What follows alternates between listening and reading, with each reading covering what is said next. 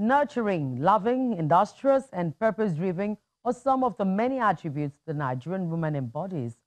Discussions on these traits and how they can be deployed collectively to enhance family and society formed the basis of deliberations during the conference.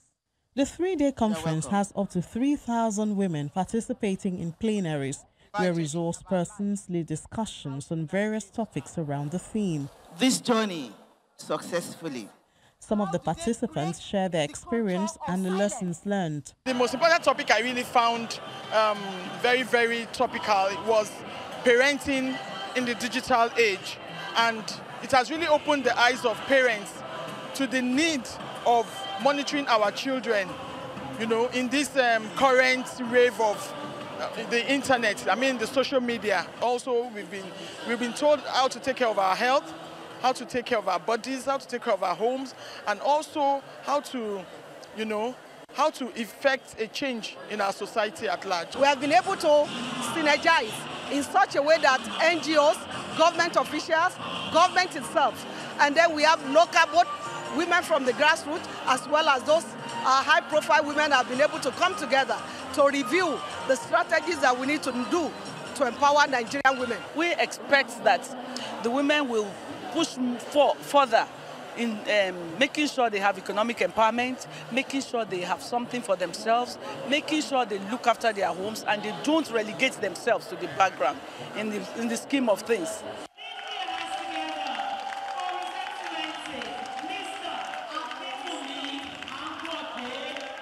Governor Kiwumi Ambode, who was absent at the opening, is present now as he leads his counterparts from Kebbi State, Atiku Bagudu. Just like the opening, the closing ceremony attracts more guests from within and outside Lagos. One of the major highlights of the closing day is the release of a communique. The resolutions read by the wife of the secretary to the state government summarizes action points and recommendations collated from various plenaries and workout sessions. The women resolved as follows. Women are to acquire the necessary skills to live desired life.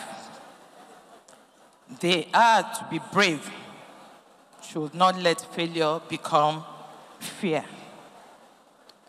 Women should conquer fear or failure. Women are to be passionate about what one is convinced about.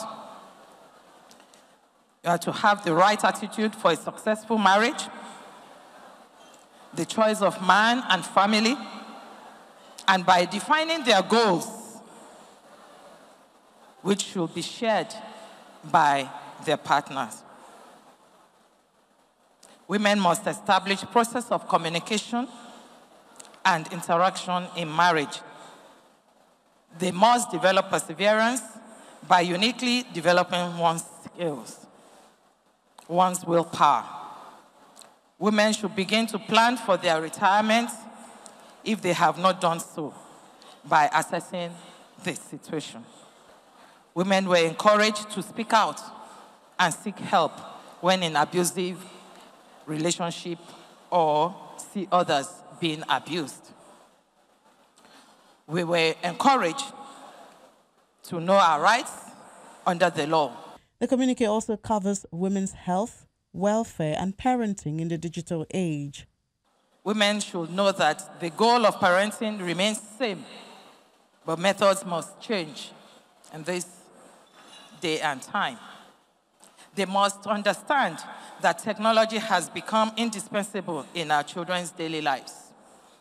They must prepare their children for the digital future by ensuring they acquire relevant skills, put relevant internet security measures in place, and keep line of communication open. They must reinforce core values in our children. To effectively parent in this digital age, parents must be willing to learn, unlearn, and relearn. Please welcome Her Excellency, Like previous ones, the year's conference is adjourned successful by the chairman of the committee. The countdown to the program was a period of intense hard work in excellent preparation towards a great conference. I thank everyone that played a role to ensure this happy outcome. At this conference, the 18th edition, His Excellency the Governor of Lagos State. Inputs from the Governor of Lagos State, Mr. Akinwumi Ambode, further encourages participants to spread the knowledge gained. In the spirit of the theme of this conference, strengthening our collective impact, you all have a responsibility to share this experience with other women and men around you. This is the only way that the impact of the knowledge gained at this conference can be widened and deepened. It is a burden each and every one of you have to discharge to the best of your abilities.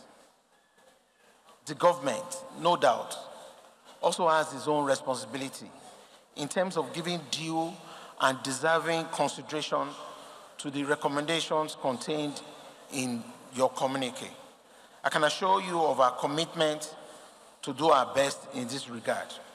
His Kebbi State counterpart, Atiku Bagudu, sees the conference as a veritable platform to effect necessary change in and outside the shores of the country. In this world that is fast changing, in this world where we are constantly seeking for meaning and support and direction, the great women of Lagos have set a great tradition. Next year, the event will be greater and will continue to be great and will continue to be the event that the women of the world and the men of the world will be watching out for to set the stage for our morality, for our survival, for our continued harmony with nature, so that we continue to thrive as a race. The conference is capped with the recognition of Dr. Stella Okoli, founder and group managing director of EMSA Pharmaceutical Industries, for her contribution to the ideals of CALSO.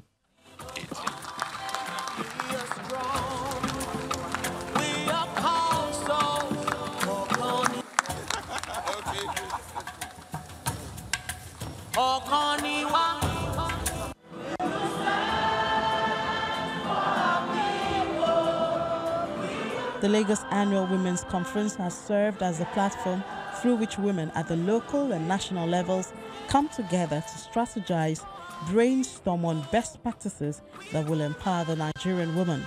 The objective is that participants will leave the conference with a clearer insight and understanding of their respective abilities to foster growth in the society.